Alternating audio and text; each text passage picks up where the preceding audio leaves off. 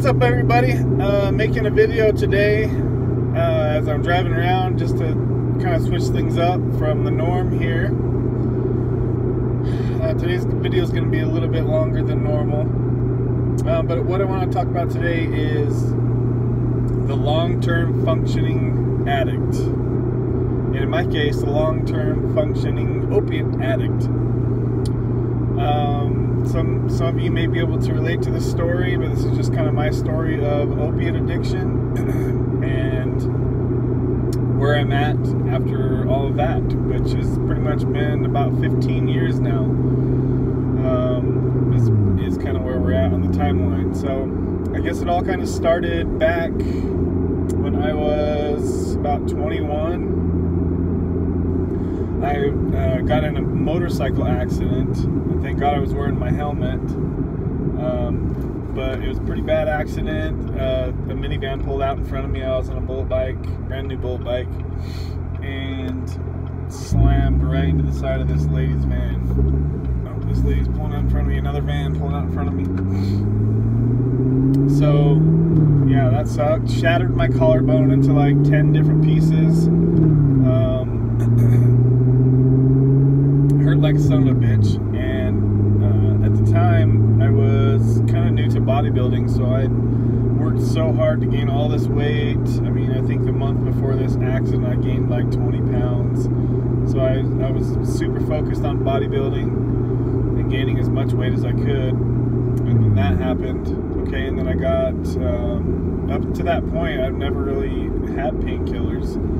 But of course, they give me a bunch of Percocet. Percocet made me sick, so we went back and they gave me Loratap, and that worked great. And so I just took that as prescribed, which was, they gave me quite a bit. And I didn't really think nothing of any addiction or anything like that. And then about a month later, I started getting back into the gym. I was actually working out with my broken collarbone. I was in a brace, or whatever they're called. Hold your arm up here. So I was working out with that, and it hurt like hell. So I was still occasionally taking painkillers, and they gave me so many painkillers that I had a bunch left over. And at the time, I was working a job I did not like at AOL, America Online. Back, if any of you guys knew kind of how that whole situation went down, they kind of ran like a shady business, and they trained their employees to basically pretty much try to not let them, their members cancel when they call in to cancel, and you kind of had to trick them into not canceling, and that's how you made your money there. And that didn't sit well with me inside internally. So what I did for a long time when I worked there is every Friday I would just take one Loratap 10, take it at work, and you know, I made the day go by like really fast, and I was happy to do my job. You know, it was definitely a crutch at that point. And so that habit went on, and I didn't think nothing of it. That went on for probably a good year or two, every Friday at work. Okay, and then I ended up leaving that job. They pretty much were trying to cut our pay in less than half because AOL was shutting down. They overpaid their employees way too much. And so Teleperformance, which is like a cheap telemarketing company, they came in and took over everything. And so when they did that, they pretty much told us, you know, you're going to be making... For me, it was much less than half because I made really good money. I was literally making over $100 an hour working part-time as a 21-year-old.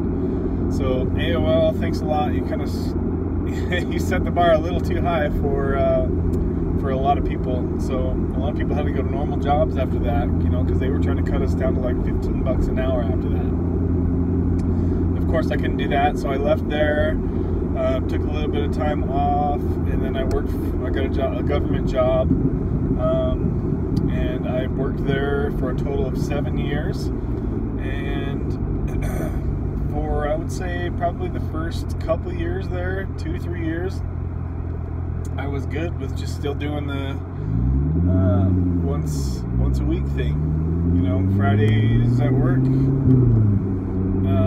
it was the kind of similar situation. I didn't hate this job, but I sure didn't like it, and it wasn't what I wanted to be doing with my life. So yeah, I still used that every Friday as a crutch. And so from start of opiates till now, it's probably about 4 years that I was able to do and just stick with, once a week on Friday. So I don't remember what exactly happened from there, but it started becoming, I think I was wanting to do something different with my life, and it was hitting me really hard at this point in time, and so I started taking them Mondays and Friday. And also at this point I am in a relationship, and anybody that is in a relationship knows, most people I'm sure can relate, it's your emotions are so up and down because of the painkillers, and my girlfriend at the time, she caught on to it pretty quick. She's like, "You're so lovey. What are you on? You on pills right now? You're being so sweet and lovey, and you make all these promises that you usually don't keep when you're on drugs. It's just not a good. It's basically like a third person in a relationship. It's not a good person to have in a relationship." So I definitely think that the pills made my relationship dramatic and toxic, and the girl I was with, she's an amazing person. I'm friends with her still. I don't want this to sound like I'm bagging on any of my exes, but it just at that point of time in our lives, she was kind of more dramatic, and I was probably also dramatic as well. Just young love, early 20s, partying all the time and just living that life. So we'd fight, we'd break up, make up, it was all over the place. It was just, I think we probably got back together like 20 times, and we just couldn't move on from each other. And that got really stressful, and combine that with the fact that I don't like my career, and this whole time I'm wanting to do a car dealership because cars are my passion. Speaking of cars, we're in my Corvette right now. C7 Stingray, supercharged, 650 horsepower. Just if any of you guys like cars, maybe I'll have to let you know a little bit about my car. Let's do a car video or something.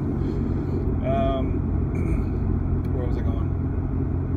Anyways, yeah, I wanted to do a car dealership, but I stuck with a government job for 7 years, which is crazy to me, thinking that I could stay with opiates and keep the same job for 7 years, So about halfway through my 7-year stretch with that job, I started going Monday, Wednesday, and Friday, and at this point I'm starting to kind of get freaked out. I remember calling my old stepdad and just kind of telling him, "Hey, I think I'm having a problem. I'm taking these pills, started out once a week, now it's Monday, Wednesday, and Friday." And he just told me like he's been through something similar, and he said just get off it as soon as you can. And I wish I would have taken it more serious back then, so I didn't. And there started becoming a lot of pressure from the girl to get married, and it just didn't feel right to me because we were so up and down. And whenever I would think about getting a ring for her, like we'd get in a massive fight that same day or something like that. I kept getting signs, and so I listened to that. We ended up breaking up. I know that she disliked my emotions because they were so up and down all the time, and so I don't blame her for leaving. I mean she stayed probably longer than any normal person should stay, So I definitely thank her for that, staying by my side as long as she could. So that was kind of a crazy breakup, but we still remain friends. Shortly after, we had to split custody of her dog. That sucked. She moved on really fast. I was still stuck sulking over her for a while, and after about a year I finally met somebody else, and she was a younger girl, and she definitely had some issues that she was needing to work through. Yeah, I don't want to say too much negative stuff, but that was a crazy relationship, probably one of the craziest relationships by far.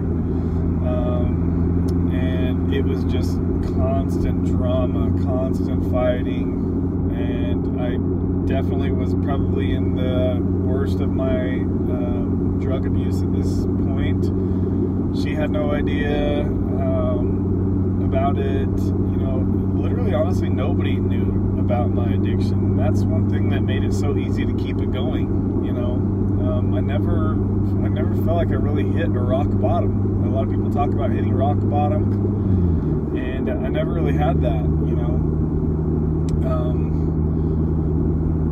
yeah, I don't know. So pretty much at this point, I'm still in the middle of that career and dating this new girl. We last about 6 months, and it was such a toxic relationship. She was wanting to move out of the area, so she moved out of the state actually, and we still kind of kept in touch. I visited her a couple times, once or twice I think. She ended up getting pregnant. That's another funny thing is both of these exes both got pregnant just right after me, so that was fun to deal with. And of course, you know, that hurt me emotionally because I still had hope that I was going to get back with both of these women each time, you know, not at the same time. But I fall hard in relationships, and so when they end, it really hurts me. And for me, of course, it's the easy way out. Just numb it out, numb out your emotions, take the pills, and you're good to go. You know, so that went on for quite a while. I think somewhere in there, I had a few, maybe a month here and there of some sober time. And so, you know, I've gone through pretty much cold turkey withdrawal from, I don't know, I would say at my worst, I was probably around 150, 200 milligrams a day of pills. And, you know, I never tried heroin, thank God. I think the only reason that I never did is because I could afford not to, you know. So that's another thing that kind of sucked, is I was able to, I've been pretty successful. I've been able to afford paying for pills. Oh, my brakes are squeaking. So that's another reason I think that kept me going so long, is I was able to afford it. You know, I wasn't hurting anybody but myself. As far as I'm concerned, I didn't directly hurt anybody. I never stole from anybody. You know, I never, I don't know, I hear so many crazy things that people do, but I don't feel like I really hurt anybody but myself, other than being stuck in like a toxic relationship, but that's mutual. I'm not saying I'm any better than anybody, or it makes my situation any better or worse than anybody's. It doesn't. I'm just stating what happened to me. So that relationship only lasted, like I said, 6 months. About a year later, it takes me like a year to get into another relationship usually. I don't like to jump right into anything else normally. Okay, so here we are about a year later. I'm still fully in the addiction. At this point, I start dabbling. I finally figure out about Suboxone, and had no idea about it, and just going through withdrawal. And my buddy's just like, "Oh, you feel like the world's gonna end, huh?" And I was like, "Yeah." He's like, "Try this." He gave me like a little 1/8 of a piece of Suboxone, and I couldn't believe it. I felt normal. So from that point on, it was going back and forth between Suboxone and pills. And that habit went on for several years, and I more started going towards Suboxone because it was much cheaper, you know, and I didn't have such high lows from Suboxone. Even when I'd run out, it would take a lot longer to run out. You know, you could take a half of Suboxone and be totally fine. I mean, it's just much more cost effective. Yeah, you're not getting high. I take that back. For the first few times I took Suboxone, I was high for like a full day. I could not believe it. I was like, why the hell would I even take painkillers? They're expensive. They only last a couple hours. Like, this is stupid. And so that's really kind of what led me on the Suboxone path, is the bang for your buck. You know, it was much better with Suboxone. Plus it, you know, it just felt like a much safer route. You don't hear about people dying on Suboxone.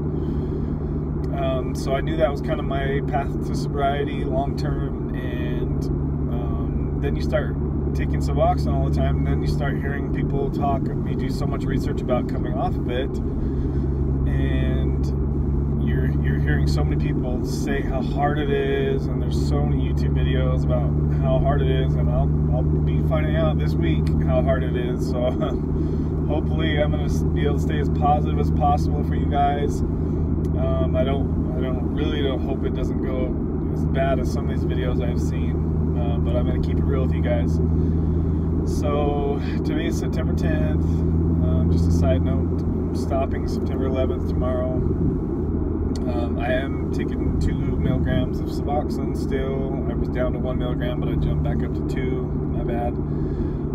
Sorry to go off on a side tangent there, but okay. So get back to the relationship stuff. So at this point, I started dating the 3rd girlfriend, and it was kind of similar to the previous one right before this.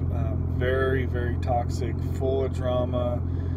It started out amazing, and if you know anything about BPD or narcissistic stuff, that's the kind of relationship it was. You know, it was just an off and on switch. I mean, it could be like, I love you, you're amazing, you're great, and then half an hour later, I hate you, you're a piece of shit, you know, you're the worst person in the world, all this stuff. So it was just crazy.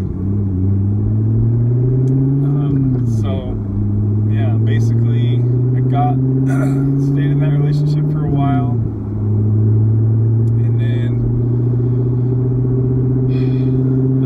after that, I would say me and her went back and forth for probably 2 or 3 years, but we really only were together for 6, maybe 12 months. You know, she moved in with me, and she lived with me for about 6 months, and at the end of our relationship, she literally would be packing up every weekend. She'd pack her stuff to move out, and then somehow she'd end up staying, and that happened seriously probably 10, I think I counted once, it was like 8 or 9 weekends in a row she'd packed her stuff to move out. And that's how crazy this relationship was. And we were just, it was by far the most toxic relationship I have ever experienced. And I didn't think it could get worse than the one before that, but it sure did. So at this point, I'm just like sick and tired of crazy relationships. You know, I'm looking at myself in the mirror and pointing a finger at myself now, because you know, all 3 of these relationships in a row have been toxic and crazy and full of dramas. So, you know, I definitely take some of the blame for this. And, you know, I somehow, thankfully, thank God, that I have been, as far as getting in any legal trouble, I've been totally, knock on wood, I've been safe and good with that this whole journey, guys. And that is crazy. You know, I'm just to be honest with you, I feel like there's no punishment greater than the punishment I've given myself. You know, I've self-guilted myself for years and years and years. Even now, when I take my subscribed Suboxone, I guilt myself. It's like, you know, I feel like I don't really have to take it. It's like, I know I need to get off this stuff, but I'm still taking it. So honestly, I would say, I forgot to mention that I did take a video of myself. I recorded a video. I would say maybe this is my rock bottom, if you could call it that. A couple years ago, shortly after I lost my dog. I had my dog for 15 years. She died, and at that point I was at my worst. And you know, I was hanging out with my family all the time, and I really thought that I seemed totally normal. You know, I didn't think that I looked like I was high, but I recorded myself a video talking for like 15 minutes one day. I don't know what made me do that, but I did. And then I watched it, and I couldn't believe it. I watched it the next day, and I was like, oh my God, I was so high looking, and I felt so normal. And my eyes, my breathing was like stopping at one point for like 30 seconds. I didn't even breathe when I was awake and talking. And that really freaked me out, guys. So maybe you can do this if you're struggling and you're kind of curious, like, and you think, I don't know, maybe you can spin this off to somehow match your situation and help you through. But for me, when I seen that video, I was thinking, my God, I'm hanging around my family and I'm like that sometimes. Probably not quite that bad, but it was bad, you guys. I looked very high and I did not feel very high at all. So that, for me, that was kind of my rock bottom. I was like, dude, this is crazy that I don't even feel high and I look like I'm that high. And I obviously am that high, but I just don't feel like it because I'm so used to it. So that was kind of the rock bottom for me. From that point on, I mostly tried to go with Suboxone. I got it from friends, you know, for a long time, and that was really inconsistent. That was very stressful because they would always run out, or so-and-so couldn't get it, and then I would go back to pills. So I'd bounce back and forth between the two, and that went on for a couple years. And what finally ended up working for me was I just got sick of the whole inconsistency of it. I wanted counseling, so I went and seen a counseling doctor that has Suboxone. Give me a second. I gotta hurry and wrap this up. So I seen a counselor for like 8 months, and they had me on a steady dose of Suboxone, started me out at 16 milligrams. They drug tested me. That's a good option. That will keep you clean. I did still kind of bounce back and forth and sneak through the drug tests, like time it right. I did do that a couple times, but for the most part, I did stay on my Suboxone. It was all legal. I didn't have to the ups and downs of trying to find it anymore. And so that led me, that was about 10 months ago, you know, and since we started, I've kind of slowly been tapering on my own, and I took 16 milligrams for a little bit, then I went right down to 8 milligrams, no problem there. And then from there, I just went 6 milligrams, stayed there for probably a month. Then I went down to 4 milligrams, then 3, then 2. No, I think I went from 6 to 5. And you know, honestly, guys, you don't have to wait a month between doses, man. It's, if you really want off this stuff, but that's the key thing, is you have to really want off this stuff. You know, if you're just getting off for somebody else, getting sober on the opiates is not going to work. You have to want this yourself. You have to be so sick of the lifestyle, the constipation, sex issues, all the inconsistencies, going to the doctor. There's just so much bull crap that comes along with this, and just imagine how much more successful you could be in your life, guys.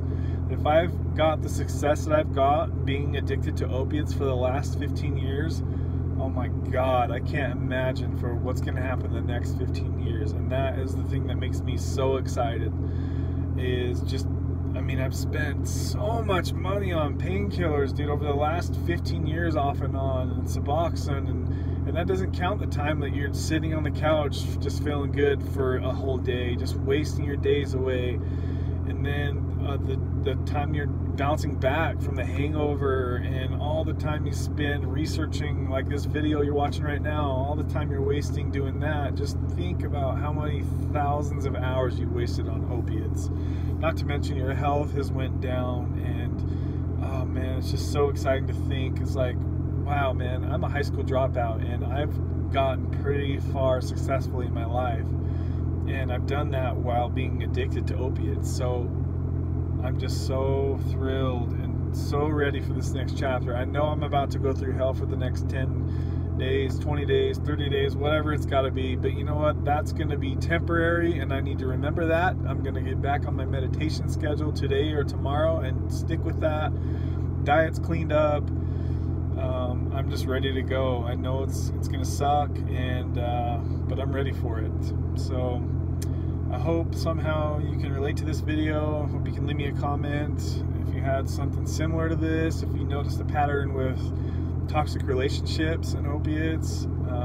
You know, if you have gotten sober and your life is so much more successful now, tell me, you know, a little bit about your situation. I want to hear from you guys and hear what your life is like without opiates. if you're that far, or if you're about ready to jump off the stuff with me too, let me know. But either way, hit that subscribe button, because I'm going to be posting a crap load of videos this week. I'm going to be trying to post 2 videos per day for the first 10 days, so I can really keep you guys in the loop with how I'm doing. And about 24 hours from now, I'm going to start going through withdrawals. My system works really fast. My body goes through stuff fast, so most people don't max out until like day 3 or 4, 5, right around there. But for me, it's going to be sooner, because like I said, my body goes through stuff very fast. My metabolism is very high. So yeah, thanks for watching this long video, guys, and that's my opiate story, and it's a fucking long one, and I'm sick of that crap, and you just have to be ready to take this for yourself, guys. You can't do it for anybody else but yourself. So if you look in the mirror every day and you're sick of the Groundhog Day stuff, every day you wake up with the same thing, same feelings, if nothing changes, nothing changes, and that's my story. So let's make some changes together, and let's get out of this stupid hole that we've got ourselves in, and we'll talk to you guys soon. Thanks for watching.